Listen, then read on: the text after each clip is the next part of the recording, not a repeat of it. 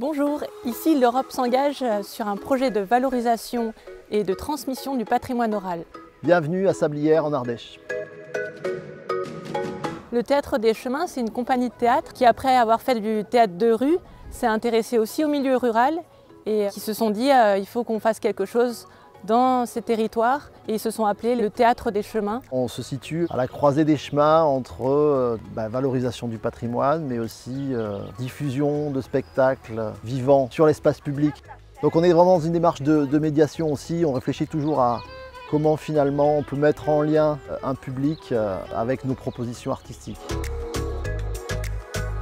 C'est un peu une prolongation des liens qui se sont tissés lors de la capitale européenne de la culture qui était à Plovdiv en Bulgarie en 2018 où la compagnie avait rencontré une association qui travaille sur l'écotourisme et le tourisme alternatif, l'association BAT. Ils forment des jeunes accompagnateurs en moyenne montagne qui développent tout un réseau d'habitants qui accueillent chez eux les touristes. Cette idée que le patrimoine oral peut être une ressource pour les territoires, c'est quelque chose que partageait la compagnie de théâtre. C'est aussi quelque chose que partage le CERMOSEM, qui est l'université de Grenoble, avec son antenne ardéchoise.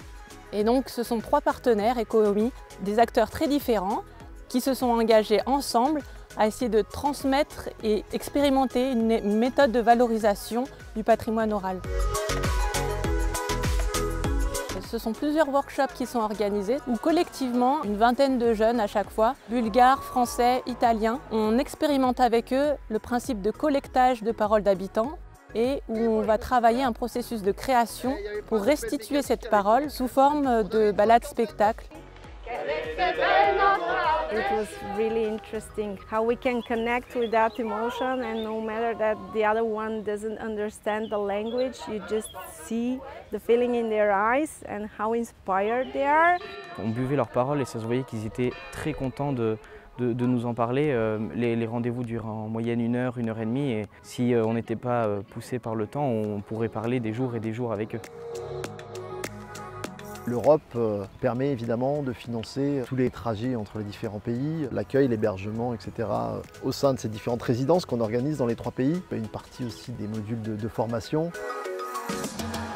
L'idée, c'est de s'appuyer sur cette expérience pour faire la même chose en Bulgarie.